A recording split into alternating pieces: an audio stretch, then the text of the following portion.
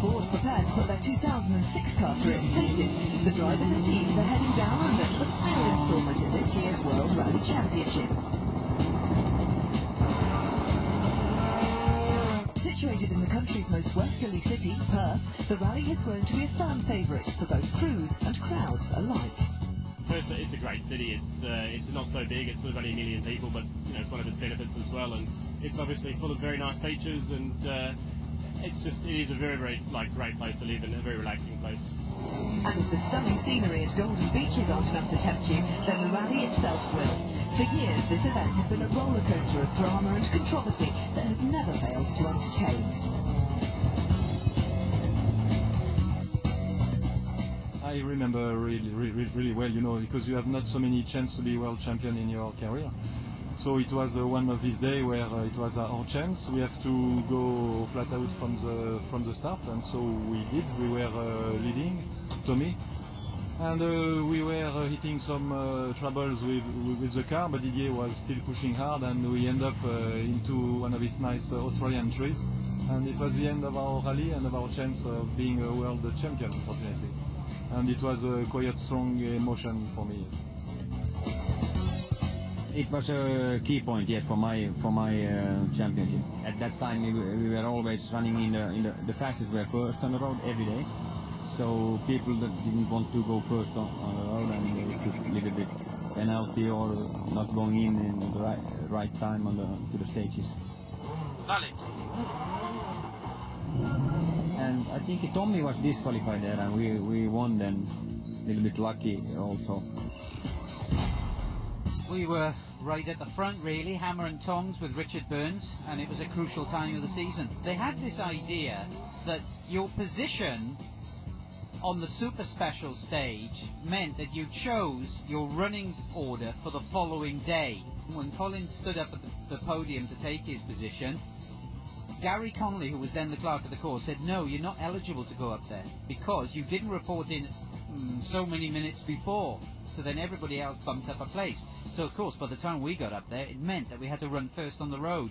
We just lost sort of a minute plus probably, which really made it real hard work for the championship. Marcus Grönholm put his name on the coveted trophy that year, and he knows that another win here in 2005 will put him alongside Juha Häkkinen as the most successful driver to tackle the event.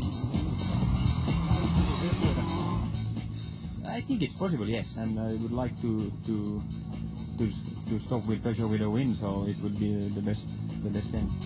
Based some 3,740 kilometres west of the country's capital, Canberra, 26 stages and 355 kilometres lie in wait for the stars of the WRC. And as the tricky roads have shown in the past, one wrong move and it's an early flight home.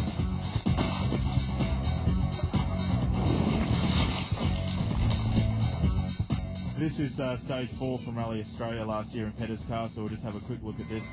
As you can see, it's a very fast stage. Coming through a spectator point here, a lot of fans. Hopefully they'll be cheering for me this year, so we'll be trying our best there. Now it goes into the trees, more narrow, but still very fast, and up to 6th gear through here, flat out, and just gets faster and faster. As you can see, it's very tricky and very narrow when you get in these tree sections. And the surface, it's hard to pick up on the camera, but really loose, and the ball-bearing surface is really tricky, so you've got to stay on those lines. These ball-bearing gravel roads are a massive headache for the drivers up front as they sweep away the loose gravel to give more grip to those behind.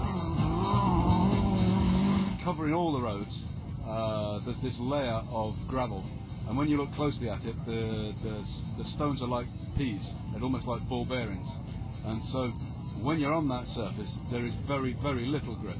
As the cars go through the stage, the first few cars clean a line and start to, expose the grippy surface underneath. That means that the road gets faster, but it gets trickier as well, because when you're on the line, you've got lots of grip. If you go offline, you go onto the ball bearings, and the car just slides and slides and slides. Local hero Chris Atkinson will be hoping he can sweep away the opposition and serve up a surprise or two come Sunday afternoon. It's not going to be easy. These boys are always pushing hard, and hopefully we can do something like we did in Japan. With excitement already brewing for the 2006 season, Rally Australia looks to be a fitting goodbye to 2005. For all the latest latest WRC news, log on to WRC.com. But from all of us at WRC Rally Magazine, it's goodbye till next year.